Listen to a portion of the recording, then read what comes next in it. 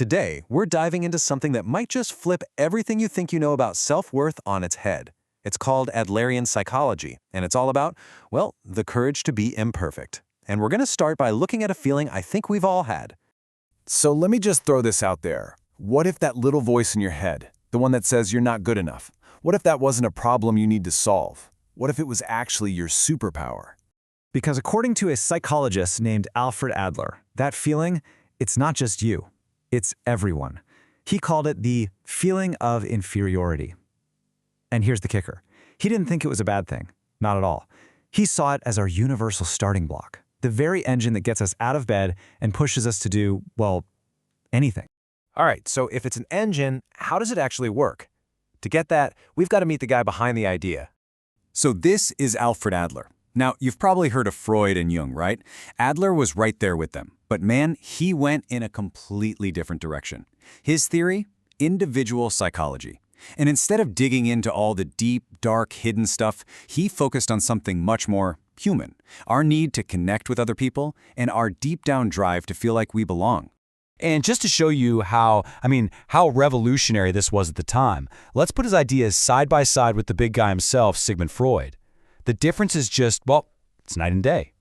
Okay, look at this. On one side, you've got Freud. He's all about how we're basically prisoners of our past, driven by these primal urges we can't control. You know, the whole id and ego fighting it out. But Adler, he's like, nope, that's not it at all. He believed we're not pushed by the past, we're pulled toward the future, by our goals. We're motivated by connecting with people, and we're not a bunch of broken parts. We're a single, unified person. It's a total shift, right? It's a psychology of hope. It says you're in the driver's seat. So if we're all being pulled toward the future, how do we know where we're going? Well, Adler said we each draw our own map to get there. He had a cool name for it, your lifestyle or style of life. It's kind of like your own personal operating system. It's the unique filter you use to see, well, everything. Yourself, other people, the whole world. And you basically built this thing when you were a little kid, maybe 5 or 6 years old, just trying to figure out how the world works and where you fit in. That strategy you came up with back then, it's still running in the background, guiding your choices today.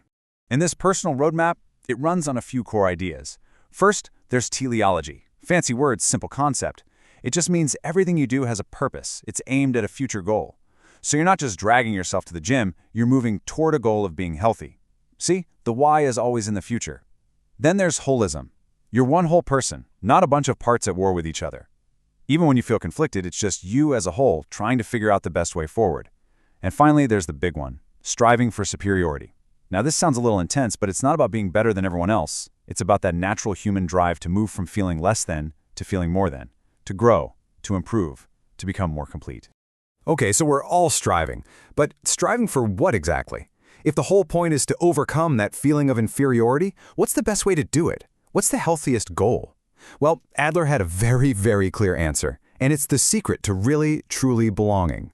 And he summed it up in this one fantastic German word. Ready? Gemeinschaftsgefühl. It basically translates to social interest or community feeling.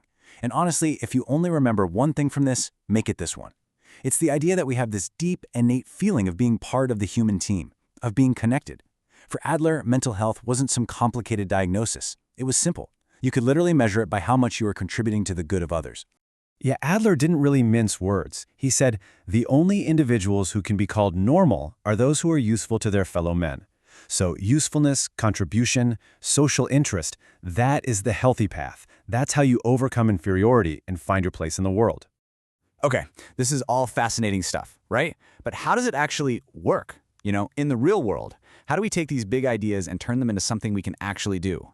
Well, one of the most famous ways Adler's ideas show up is something you've definitely heard of, birth order. Yeah, he was the first major psychologist to say, hey, maybe where you fall in your family actually shapes you become, your whole style of life. And he started noticing these really clear patterns, right? The oldest kid, often a super high achiever. The second kid, usually pretty competitive, always trying to catch up. Middle kids often end up being the peacemakers. And the youngest, well, they're often the creative, rebellious ones. Sound familiar? And look, for Adler, these weren't just horoscope-style labels. They were clues, little hints to help figure out that personal map we were talking about. This is how it all comes together in practice, in Adlerian therapy. It's not about a doctor just telling you what's wrong. It's a team effort, And it happens in 4 steps. First, engagement. You and the therapist build a real cooperative relationship. Second, assessment.